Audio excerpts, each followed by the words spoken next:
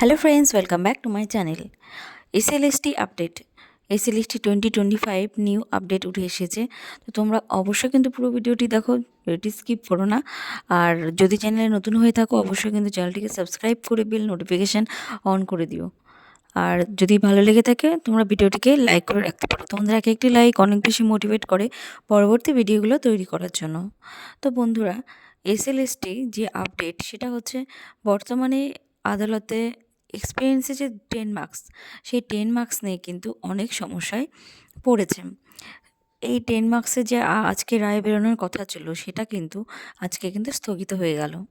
আজকে কোনো কারণে আদালতের থেকে যেটুকু আপডেট পাওয়া গেছে, কোনো কারণে কিন্তু বিচারপতি আজকে কিন্তু এই 10 মার্কসের যেটা রায় বেরোনোর কথা ছিল সেটার উপরে কোনো রকমের মন্তব্য করেনি, মানে কেসটা আজকে কিন্তু হাতে নেয়নি। তো যতটা বোঝা যাচ্ছে যে পরবর্তীতে সেটা আপডেট উঠে আসবে। তো এই নিয়ে কিন্তু অনেক সমস্যা রয়ে গেছে, কারণ এই 10 মার্কসের যদি রায়টা বেরিয়ে যায় যে 10 মার্কসটা যুক্ত হবে কি হবে না, তাহলে কিন্তু অনেকের কিন্তু মাথা থেকে একরাশ টেনশন চলে যায়। কারণ এই 10 মার্কসটা যদি যুক্ত হয় তাহলে কিন্তু অনেক সমস্যার ফ্রেশারদের জন্য, নতুন যারা, আবার এদিকে 10 মার্কস যদি যুক্ত না হয় তাহলে যারা ইন সার্ভিস আছে তাদের কিন্তু বিপদে পড়তে হবে, তারা কিন্তু প্যানেল থেকে বাদ পড়ে যাবে। তো এই যে দ্বন্দ্ব লেগে আছে, এই দুটো দ্বন্দ্ব যে কবে কাটবে সেটা কিন্তু কেউ ক্লিয়ারলি বলতে পারছে না। তো এটা নিয়ে কিন্তু এখন অনেক বড় একটা টেনশন।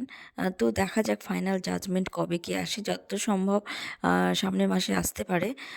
তো যেহেতু রিক্রুটমেন্ট কিন্তু আগস্ট মাসে করতে হবে, খুব বেশি সময়ও কিন্তু হাতে নেই, মাসের মধ্যেই কিন্তু এগুলো সমস্ত ডিটেলস কিন্তু অবশ্যই কিন্তু সরকারকে রেডি করতে হবে।